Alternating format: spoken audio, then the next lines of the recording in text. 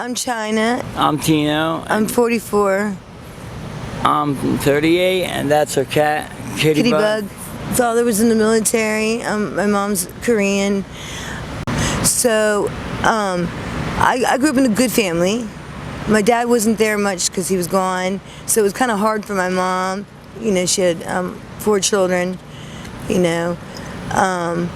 So I kind of became a little mature a little too soon, you know. But I middle class family, good family. And at the age of 12, they ended up divorcing, which was very traumatizing, and it brought me into a depression, which led me down to a road of, you know, hanging out with other people, and then I started experimenting with drugs because I was so depressed about their divorce. Yeah, my name is Tino, and I was born in Wilmington, but at the age of 3, my family moved to Italy, Europe. I grew up there my whole life. I was there 28 years. I moved back here to the States in 2017. I had a pretty decent childhood coming up. You know, I grew up in Italy, Europe, so, you know, totally different upcoming and lifestyle, culture, everything compared to, you know, my people my same age that came up over here. But yeah, I always kept up though with my American culture and with my English, because my mom took a while to learn to speak Italian, and so we always kept up speaking English at home and Italian outside the house. But yeah, I was ADHD really bad growing up. I couldn't stay still, and I got a lot of trouble, and that led to a lot of problems, you know, in the house, especially in my teenager years. And that led to problems a lot with me and my father. And we used to get into it a lot, and it used to get bad. Like, there was cops at the house every other day. That, you know, that's why my dad got me to go in sports, because of being ADHD, you know, so I could put out that energy into sports. But I ended up having a bad accident. I was in a coma for 6 months, and then other months to recover, and during that recovery time, I started smoking and getting high, and that was the end of my sports. And so after that, I tried to, you know, start again, but I didn't have no breath or nothing, and I just kept on hanging out with the wrong crowd, and it led down the aisle of harder drugs. And so I started smoking heroin at the age of 17, and around the same time, freebasing powder cocaine so we could smoke it, because over there in Italy there's no such thing as crack cocaine sold on the corner of the block. If you want to smoke crack, you got to buy your powder and freebase it. It's the only way you can smoke crack, which is freebase. And there's only one town where you can actually find crack, and it's Naples, but it's because the whole territory is controlled by the mob, and they make it in big quantities in factories, and that's the only place where you can find it. It's Naples. But beside everywhere else, you gotta freebase it yourself. But anyway, yeah, I even though my drug addiction, I still, you know, went to school. I went to a Culinary Art Institute, and that was one of the best choices of my life.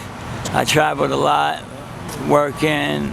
I lived in France, England, Switzerland. I traveled a lot for a living. I lived in Paris, Strasbourg, London, Geneva, Zurich, Lugano. Been out there, huh? Yeah, I speak English, French, Italian, a little bit of Arab, some Spanish. Yeah, I worked in all high-end restaurants and hotels like Four Seasons, Ritz-Carlton, Cipriani's, stuff like that. I served a lot of different, you know, personalities. Like I served Jeffrey Lurie, the owner of the Eagles, Lou Reed, Timberlake, Mick Jagger, and Lauren Scott, his girlfriend who committed suicide about 10 years ago. Russell Crowe. A lot of people that were my regular clients where I worked. So it's cool. Yeah. I graduated high school and I through night school, and then I went to college, and I got my bachelor's in hotel business management, and then I ended up running 5 hotels, and then and I got clean in the process before I graduated, and then I had my jaws broken, and I ended up relapsing. Hold on, let's rewind. Who broke your jaws, sweetheart? Oh, sorry. An ex-boyfriend.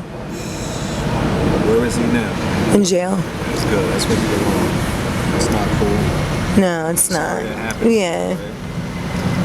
Yeah, the pain pills lead to a relapse. Yeah, it's what the doctors kept giving me. What was they giving you? Every painkiller you could possibly name in every kind of form. What made you decide to go to the street drugs? When they cut me off. They just cut me off one day. They just cut me off. Didn't wing me off. Just cut me off. That's hard, man. And that's the case with a lot of people. I've heard that story many times. All right, so now let's get to y'all as a couple. How did y'all meet? 7 years ago, we met. We've been together 7 Where did years. y'all meet at? In Wilmington, Delaware. Where, at a restaurant? How did? On the streets. On the streets. What you mean on the streets? Were you? I was selling dope, and he needed some late night, like around 2 in the morning, and we met that night, hung out all night, and I realized how smart and he was just a pleasant person to talk to, unlike a lot of the people that I meet out on the streets, and I got really fond of him, and he got real fond of me, and we were friends at first, and then turned into more than a friendship. That's how it goes, So, brother, what was there about this beautiful lady that caught your eyes? Yeah, well, Put the mic to your mouth, man. Yeah, well, first of all, she's a beautiful woman, and so, she always caught my eye, but I could never get to talk to her because every time she would come through the neighborhood, she would have hordes of people following her. So. Famous or something? I guess a ghetto superstar at the time. Yeah, basically, she's a very kind, good person, you know what I mean? And so people were always can I get a cigarette? Can I get a bag? Can I get $1? Can I get some hard? Can I get this? Can I get that? And if she had it, she would give it. But there are people who take advantage of her kindness, and I realized that right away. And I started putting a stop to a lot of that. And there were people who actually came up to her and acted like she owed them. And if she didn't have it and didn't give it to them, they will get nasty with an attitude, exactly like she owed them something, or she didn't owe nobody shit. So I started putting a stop to a lot of that, and that's when a lot of haters started coming out, and so.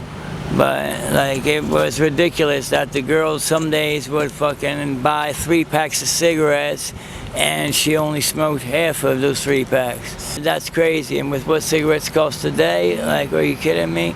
That's not right.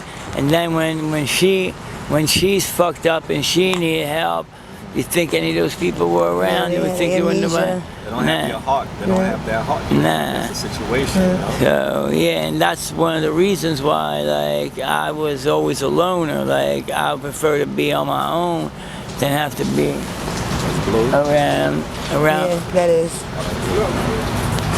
Yeah.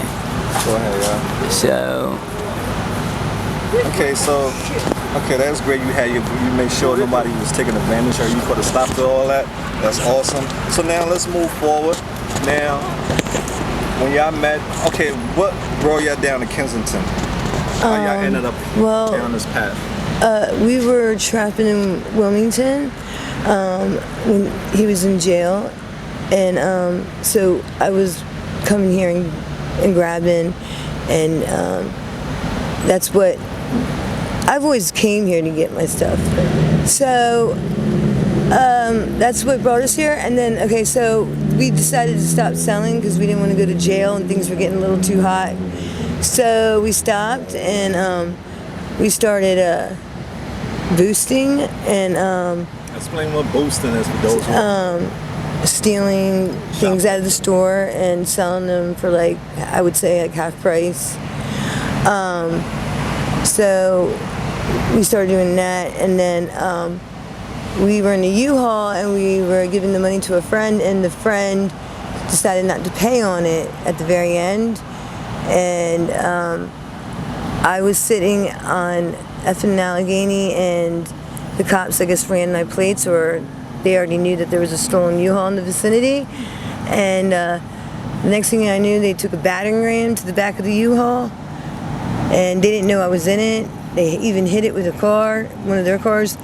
They ripped me out of it and locked me up for stealing the U-Haul. And I wasn't even driving. How many times have you been locked up? Plenty. What are some of the charges? Drug charges. What about you, brother? How many have you been locked up? Yeah, I've been locked up before. Okay. What would you say you learned from jail? What did they teach you? Man, jail, I don't want to go back to jail no more. I'm tired of the bullshit. Yeah, I said I'm tired of the jail, man. I don't want to go to jail no more. I'm getting old, and I want to do something different with my life. Yeah, it's just getting old. I wasn't even supposed to stay here in the United States in 2017. I had a good life. I was clean for 3 years. What triggered you to relapse? Well, see, my family moved back to the United States in 2006 in search of a better treatment for my mom, which got sick on cancer. And I had already moved out of the house 3 years prior to that, and I was living on my own. I lived in Milan, which is the equivalent of New York for Italy, where the show business is. It's fashion capital of the world. Where the stock market is, all that. So, it's a very fast city. And it was a rat back then. It's a very fast city, and so I had a high-rise apartment and 2 cars. I was doing good. My mom passed away in 2012. She was 52, and 5 years after my mother, my dad had a heart attack out of the blue. He was 57. So now, in a 5-year span, I ended up losing both of my parents very young, 52 and 57. The older of 3 boys. And so, long story short, I came over here now to take care of, family matters with both my parents dead. And my brother ran off with the life insurance money and the estate money. And that's what caused me to relapse after, almost 3 years clean. And I had a return ticket to go back to Italy on February 8th, 2008. And instead, due to my relapse, I was stuck on 3rd and Delmore smoking crack in Wilmington. And I never went back. I lost my apartment with everything inside of it, my 2 cars, everything. And, and that's how... Yeah, and this is what I have now. Today they just came in, evicted us from the tracks. They bulldozed our stuff. This is what is left that we got. We got other stuff up there on the top of that bridge over there.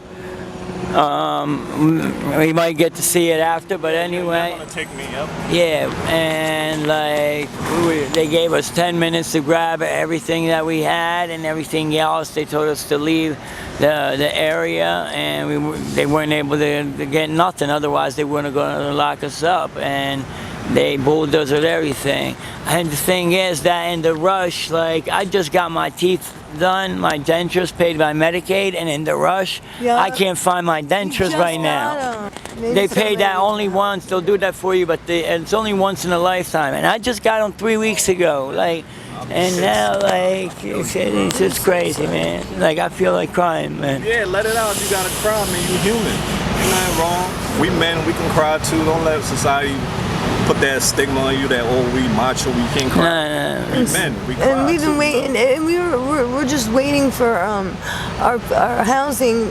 You know, How's that going? we just got to do our assessment next Tuesday, and hopefully it'll move along a little faster than usual because we're a couple. But once we get some kind of housing, we can go to work. We can go to work. And get our lives together, get off the drugs. Like we want to like be normal. We want to get clean. Like our drug addiction is mostly due to being on the street.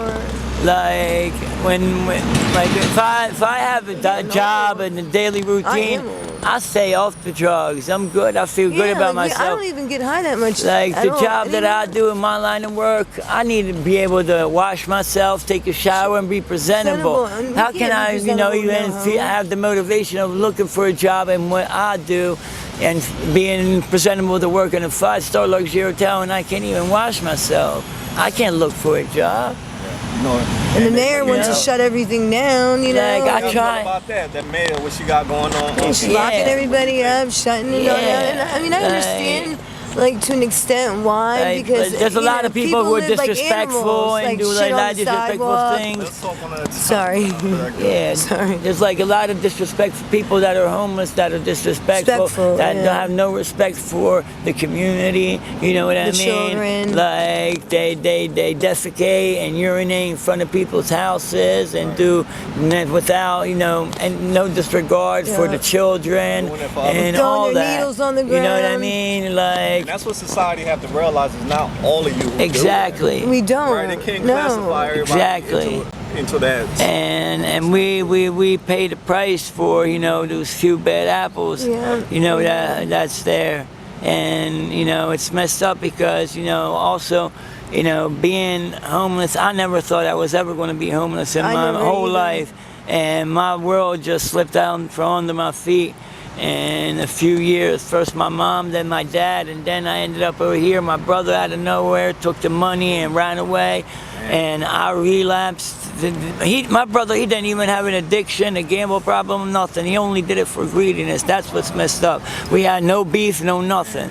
We used to video chat every other day. It was a lot of money, huh? Yeah, a couple 100,000. It was a lot. Jesus, Me and my baby brother. Nothing. They got nothing. But thank God, like at least one thing I'm happy about is that my baby brother, he was real bad in his addiction too, and he was on the streets with me, and he got locked up, and I'm real happy for him because he's about 1.5 years clean now. And he's about to have a baby. He's gonna have a baby soon. We're so proud of him. I'm so proud of my baby brother. Yeah, brother, that's inspiration. We're so proud motivation for big brothers, right? Yeah, I love you, Sandro. Yeah, we want to get to that. So now let's talk about drugs, right? What drugs are y'all struggling out here with? Fentanyl and methylene, Trank and all that. Yeah, whatever's in that shit. We don't know what the hell's in there. Now they're putting some wax stuff in it now that it's making you hallucinate. It's getting worse. And right? now I'm like, they're cutting that shit with ketamine, Special K, because I've done Special K before, and it's not a good mix with fentanyl. And like not a few weeks ago, we did some of this stuff, specific stamp. I'm not gonna say no names, but and as soon as we did it. Like I wasn't a K-hole, and like who did Special K before knows what I mean, and I recognized it right away. So they put in all kinds of stuff, and like I went to rehab before, and they drug tested me, and at the time, like they found Suboxone, morphine, oxycodone, or substance that I never used before. And the drugs we did use was not even in our system. Exactly. So you don't know where you're putting in your body. Exactly. Because you don't want to get sick, you got to get well because that sickness can kill you. And you just use it, right? Yeah. Do y'all snort, shoot, and we shoot, and I think that's one of the reasons why lately, like we've been doing a lot of different stamps, and not almost anything really gets off E. It's because they cut this stuff with all kinds of stuff, who knows what. So now our body's addicted. Now our body's addicted to something that we don't know, and every stamp has got a different something. So our body wants that something, and we don't even know what it is because we don't know what's in this stuff. Exactly. And doctors don't even know how to treat it because And then- all this is new to them. And then you know when you're Yeah, okay. We're almost oh done, right? yeah, today we've had a lot of theft. Yeah. A lot of theft. Yeah, to no, our- because I our got still some so-called stuff up friends. there, and like I got some And we're trying to expensive figure out- ladder. we're I'm trying trying to to see figure if out which one you may. I need to